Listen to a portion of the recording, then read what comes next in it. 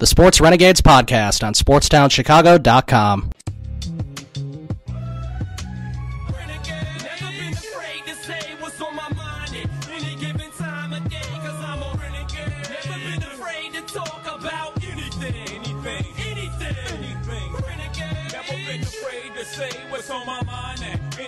Time of day, cause I'm a renegade. Never been afraid to holler about anything. Welcome in to the Sports Renegades here on SportsTownChicago.com. I'm Ryan Stuprich. And I'm Ryan Risky.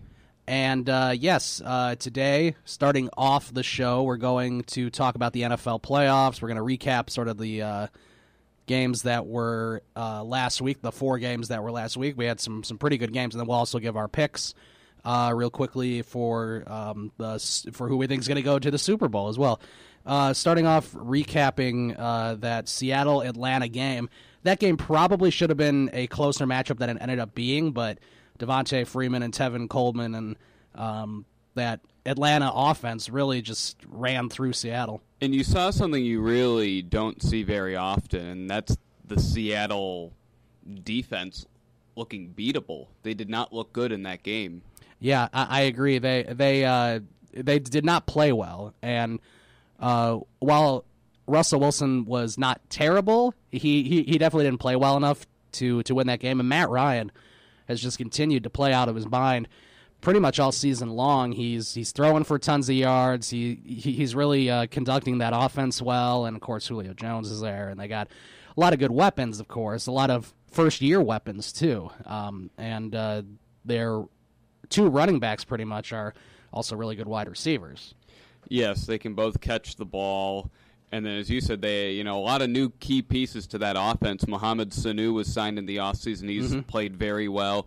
Julio Jones played out of his mind for the majority of the season, and then he suffered that injury. It looks like he's going to be giving it a go against Aaron Rodgers in Green Bay. And hey, if Julio Jones was missing that game, it'd be really, really tough to see Matt Ryan being able to find a way to beat Aaron Rodgers. I mean, it's still going to be very, very tough, even with Julio, except he's going to make it easiver for them. Yeah, it's going to help out the offense, and especially against a really weak secondary that Green Bay has. Matt Ryan could be throwing all over them. Julio Jones could be running all over them. Right.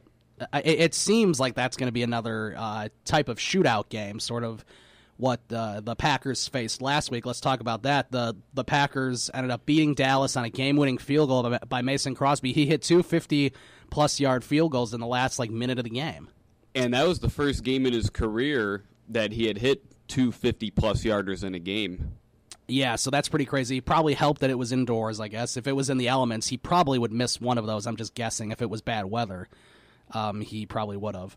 And then, of course, that game itself, it looked like the Packers were going to run away with it, which was kind of surprising, just because Dak Prescott, he did not play well in that first half. The second half, he was great, and he was doing what he's done all year, sort of leading his team. Ezekiel Elliott is pretty much unstoppable, so that's a plus for him. And it just ended up being a close game. Dallas fights back at the end, but in the end, the better team sort of won, at least the better quarterback.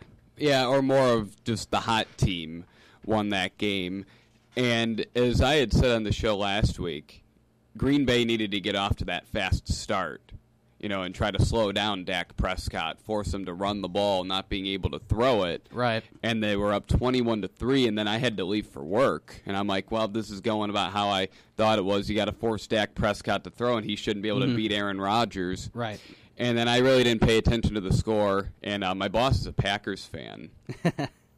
And then when he sent out the email with the schedule for the next couple weeks, he said, now that we can all bask in Aaron Rodgers' glory about how great he is, and I'm like, what just happened?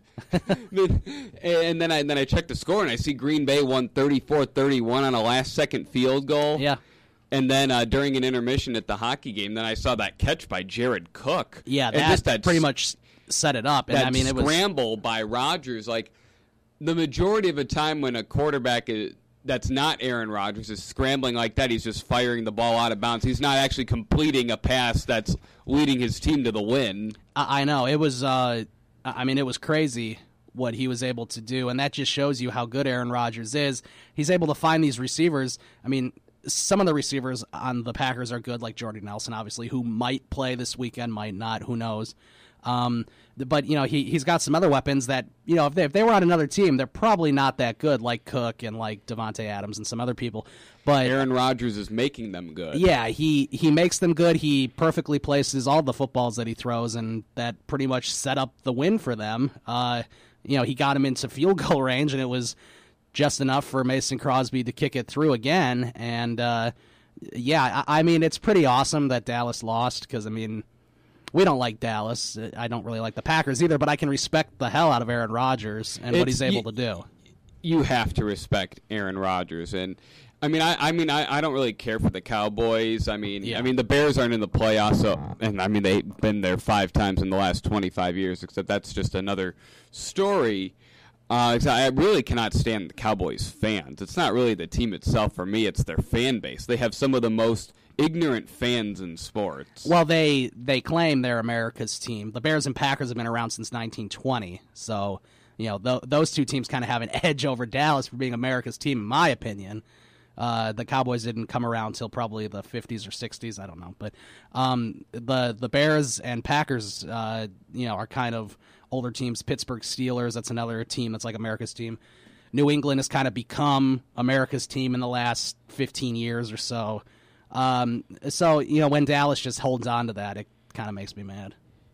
Yeah, I didn't think they were going to win. They could only go well, we so both far picked with the Packers. Dak. So. Yeah, just as a rookie quarterback, and you kind of do wonder, though, what would have happened if Tony Romo played? Could they have won? That's a good question. I would say probably not. There are a lot of He's Dallas never played well in the playoffs, though. There are a lot of Dallas fans that think that they would have had a better chance with him. That's the problem with Dallas fans. You see what Dak Prescott did all year, and he's a rookie, and you see what he was able to do all year. You think if you bring in Tony Romo for a playoff game, who he hasn't started all year, and he was benched for Dak Prescott. No, they were just riding the hot hand. Let's say theoretically Romo comes back and the team's 5-3 or something like that. Then they probably give Romo the opportunity. Except they were 8-1 or 9-1 when he was healed. Yeah. It's really hard for me to disagree with them that they might have had that Tony Romo might have given them a better chance to win that game. I don't know. It's just I think they made the right decision going with Dak Prescott, and I think they're going to make the right decision going forward and having Dak Prescott as the starter. I don't know where Tony Romo will end up because obviously he doesn't want to be a backup. I could understand that. I don't think Dallas wants to pay a backup quarterback $24.7 million next year either. No, I don't think so. So, where will Tony Romo end up? We can talk about that later on, too. Because some people think he might end up in Chicago. I don't know. At least that's a possibility that some people want. I'm not so sure about that. But, we both ended up picking the Packers over Dallas. We both picked Atlanta over Seattle, so we were 2 for 2 there.